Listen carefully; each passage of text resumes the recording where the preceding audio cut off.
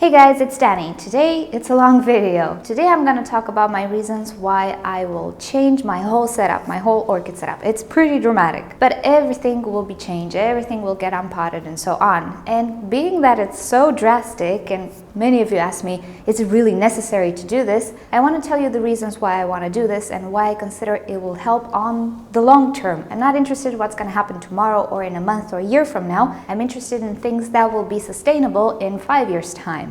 And for that to happen, I believe that I need to do this. So I'm going to go through the reasons, I'm going to tell you the issues and stuff and how I intend to resolve them. And hopefully it will be a useful video in case you didn't consider certain aspects of certain materials and stuff like that. So anyway, let me tell you what I'm talking about. Alrighty, the idea is that I want to get rid of the clay pots. I don't want to get rid of the medium, the clay medium Ceramis and Leca. That is working really well. So pretty much what I'm doing is I'm potting my orchids and potting them into a plastic pot. Pretty much nothing else changes. I do still use Leca and Ceramis, but I add a top layer made of pebbles. And yeah, step by step and orchid by orchid, everybody is getting repotted. And it is a long process. I will do it in time. It's gonna take a lot of time. I'm waiting for some orchids to finish with their blooms and so on before I do this. But yeah, it's gonna happen. During this year, pretty much everybody will be transferred. And to recap a little bit why I decided to do this, well, I had issues with clay being too absorbent as to desiccate root tips from roots that were just growing and mainly from the ones that were touching the pot, but not only, touching the medium as well. And here's one of the examples. This is my Sideria japonica. I have two roots completely damaged here. Both of these roots were on the surface. This one touched the pot. This one was close to the pot, but I'm not sure if it touched the pot just yet. It was in the medium. Anyway, as it would seem, the porosity of the clay medium and its quality of actually absorbing moisture very fast, and I will add very violently, led to some issues with the aerial roots, and I decided to make some experiments on a few orchids. And I opted to repot quite a few orchids just to see how each different species reacts to the change. And what I discovered in the pot, you might have noticed in one of my previous videos this week, is that roots that were growing on the surface of the pot from time to time, they had some damages. And sometimes they would completely stop. I can only associate that to the times where I didn't water in time. Sometimes it happens. I don't have that time in that particular day to water. And actually, with clay pots, as I've discovered, it is absolutely crucial that you water in time, particularly if you live in an environment like mine, which is very ventilated, very warm in the summertime and pretty much most of the year, and only in winter for 2 or 3 months things get quite cool. But other than that, it's quite hot. So why am I only changing the clay pots? Well, there are quite a few reasons. Some are practical and generally available, some are very personal, so I will start with those. Well, pretty much the issues, the damage, the fact that it dries out roots. Well, yes, but the medium dries out roots as well if it's not moist. Well, that is true, but which of these components has more contact with air and has a bigger surface of contact with air? Is it the medium? No, it's not. The medium only has that surface of contact with air. It's the pot. So the entirety of the pot, as opposed to just the surface of the medium, has more chances to create problems for me. Even inside the pot, where things tend to stay damper. If I miss out on a watering day, I'm pretty much in trouble when it comes to certain orchids. So one of the reasons is this leverage time. I do have that type of climate that can make something dry out within an hour if it really wants to. And it just so happens that there are those days where I need to be somewhere else or do something else and postpone watering simply because that's how my life is now. And that can mean the difference between a healthy root and a burned root. With a plastic pot, that doesn't really happen because the plastic pot is really not that porous. I have quite a lot more leverage time. Same quantity of medium in a plastic pot, even with ventilation holes, dries out slower than the same quantity of medium in the same type of pot but made out of clay. So the interval and time in which I am safe to water and I don't go overboard into too dry is larger when it comes to plastic pots. Then comes economy. And yeah, I like to be a little bit economical with orchids. Sometimes I cannot do that, and in the past I couldn't be very economical. I am the first to admit it. Ever since I stopped sharing water, I started to use a lot of water and I was really not economical. Now I'm using osmosis water, and when osmosis is produced, there are a lot of losses, water losses. That's how osmosis systems work. So right now I am still using a little bit too much water. Not as much as I used to in organic medium, but still there are losses. Being that a clay pot steals water from the medium, I always needed to saturate the pots. And if you remember, in the summer I watered as much as to create a pool in the tray, and I left that pool because the clay pot would absorb that rather than the moisture in the medium. With a plastic pot, I don't need to do that, and considering the fact that water doesn't evaporate so fast in the plastic pot, overall it is more economical to use a plastic pot. Now, of course, in my mind, I balance this with the benefit of actually having a wet clay pot, and this is humidity. Luckily for me, I live in an area that is not very dry. My climate is pretty humid. It can have its drier days, but certainly not as much as in my older climate. And my orchids did quite okay in my older climate as well. It didn't have major issues with humidity, so I can live with, let's say, a little bit less humidity than I have now. Now, one thing that my clay pots are doing is accumulations. Algae, salts, a little bit of fungus.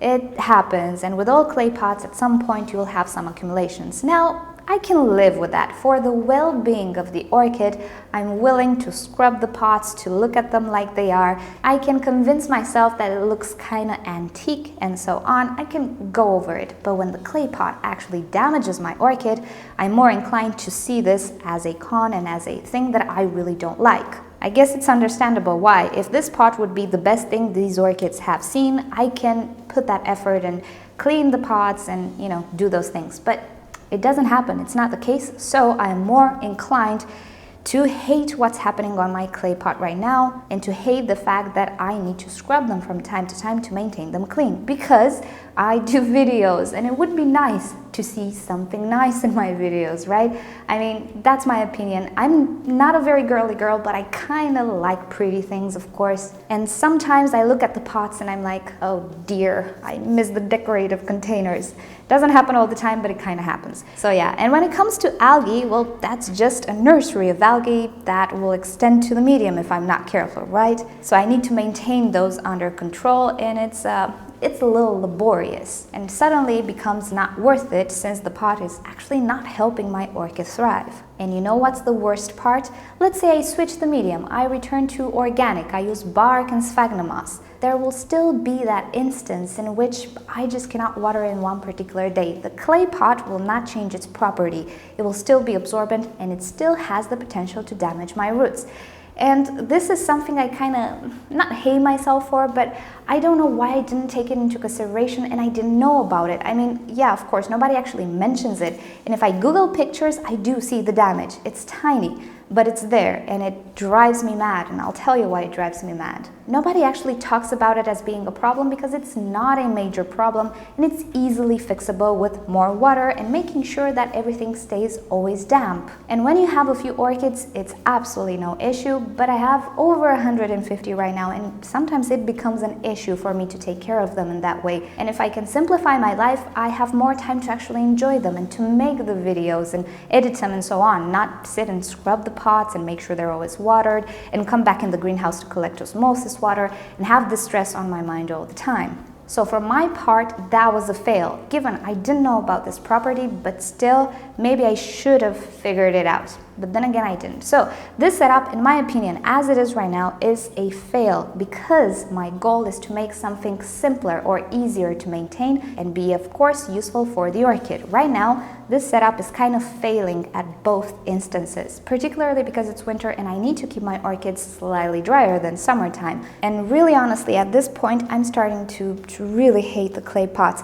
Of course, they have a lot of benefits, don't get me wrong. I do love the fact that they maintain temperature a little lower, they maintain more humidity and so on. They do have the pros, but they simply don't go that well with what I am expecting and how my life is right now. So it's just, why did I do this? All right, so that's what I am trying to fix with the plastic pot. Now, why does this bother me so much? Well, I really like my orchids, and I don't only like the flowers. That's not necessarily the main and ultimate goal. Of course, I love the flowers and they make me happy, but I also like a healthy and nice and green and lush orchid, right? When I see this, it absolutely breaks my heart. Those were very, very beautiful new roots, and they just got terminated. No, it breaks my heart. In comparison to these roots, which are now growing and they're not getting burned or damaged, as you can see, they look healthy, green and nice, and just, that's what I want to see. I don't want to see damaged roots. Alrighty, so this is a little update on my little experiment. Actually, I'm going to show you the other orchids as well. They're looking great. I had no more root damage, and I've actually played around with a few more orchids that were creating new roots and that had issues with the older roots in the clay pots. This is one of them. Do you see? Breaks my heart, this. And it has another root here. Hopefully they will branch.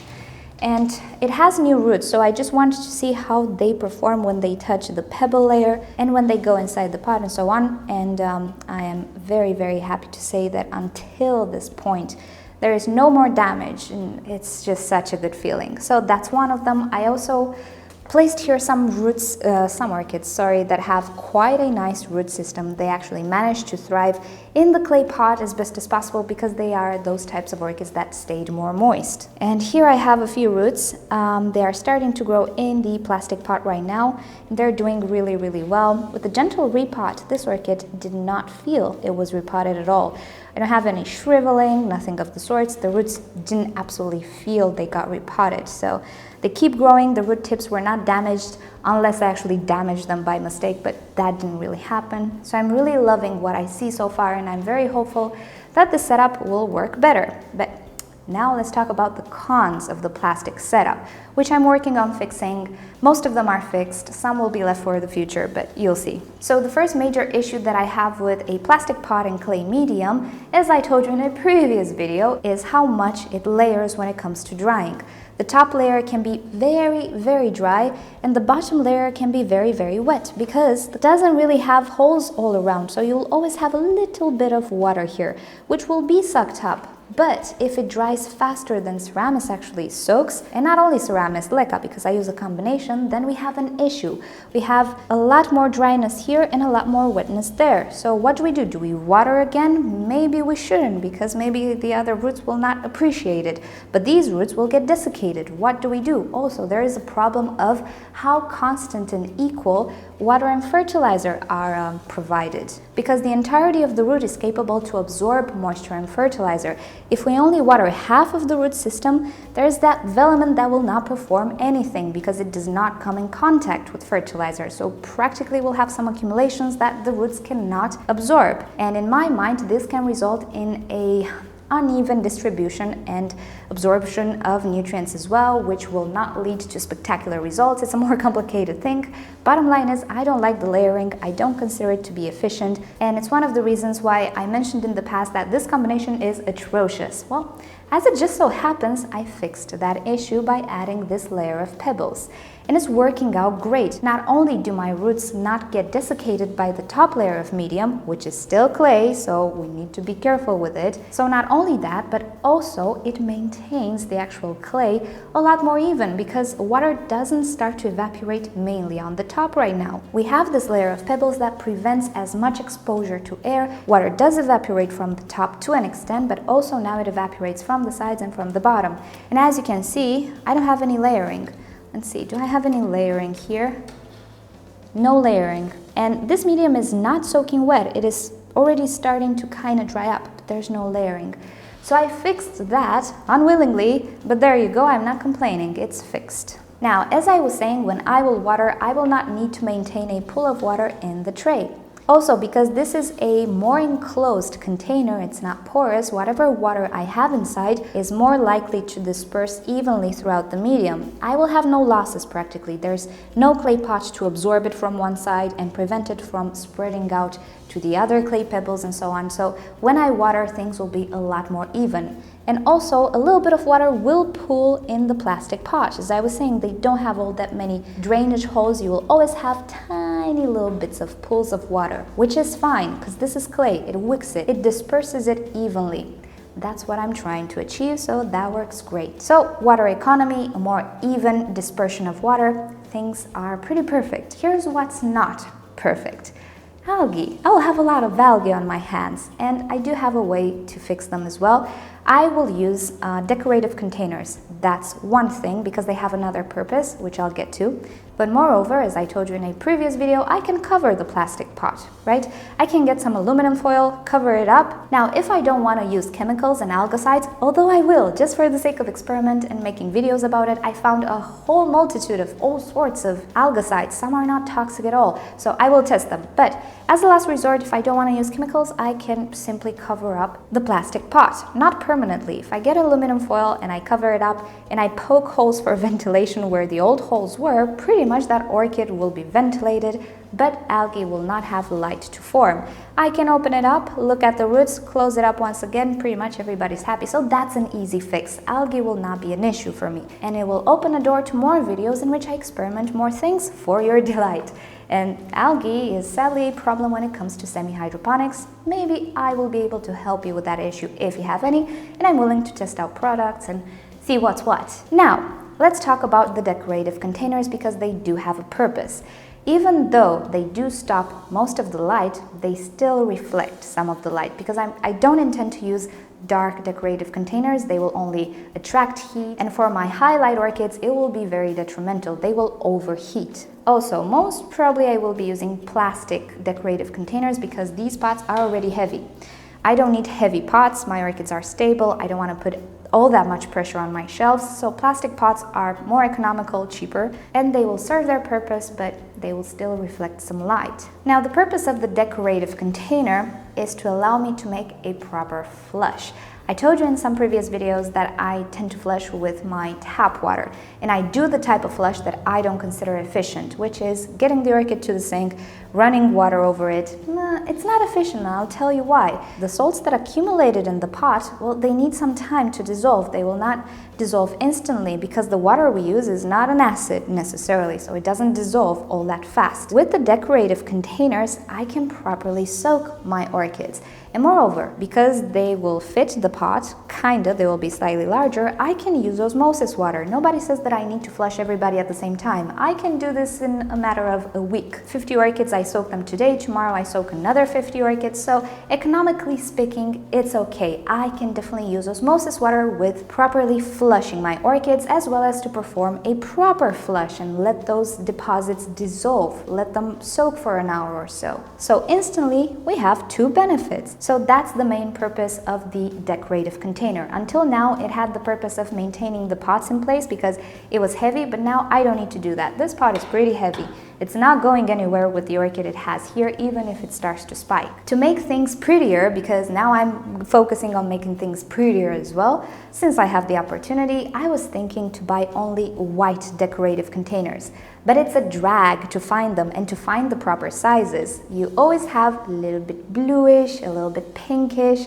I will be forced to get some other colors as well, but I have the option to get them white if I wait. Sadly, I don't know what to do. What do you think I should do? Should I have like multicolored? But I will go for pastel colors. Don't imagine super vivid magentas and stuff. I don't want that. I don't want to take away from the beauty of the orchid, but I want to be efficient as well. So would you guys think it's okay if I use multiple pastel colors? I've seen some really light blue ones, really light pink ones, and so on. Yellows I'm not a fan of, really, but these colors along with whites, do you think it will look okay? Let me know down below. I'm not decided just yet, and I need to move fast, and I don't know what to buy. So pretty much that's how I envision the setup. And of course, when the orchids outgrow their pots, gentle repot. Pluck it out, put it back in a bigger pot. It will not even know what happened to it. That's the goal. Of course, I'll have a few roots going out of the drainage holes, but in the massive root system, they will not pose a threat if I damage them. The other roots will not even feel it, so that's how it will go in time. And until these orchids outgrow their pots, it's gonna take quite a lot of time. But as I was saying, I'm focusing on what will happen 5 years from now or 10 years from now. And I think that's about it. Algae issues fixed, layering fixed, flushing fixed, root damage fixed, economy with water fixed. What else is there? Am I missing something? Let me know down below if I didn't think of anything. I do appreciate your help. So if you see something that I don't see, let me know down below, but explain to me why. And I think that's about it. And I think this is another 1 hour long video. But you know me, I like to blab. And this is a discussion. Just wanted to explain why I decided to go this route and repot all of my orchids, making sure I don't damage them too much and set them back once again.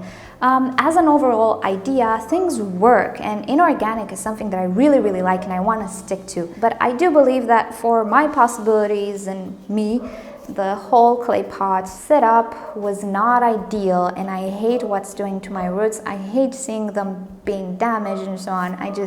I want things to be pretty. I will never have them perfect, I know that, but if I can help something, then I will help it. I will put that effort and time into it. Thank you guys so much for watching and for bearing with me. I hope you'll have a nice weekend. I'm gonna have a busy weekend. We're still working on the apartment.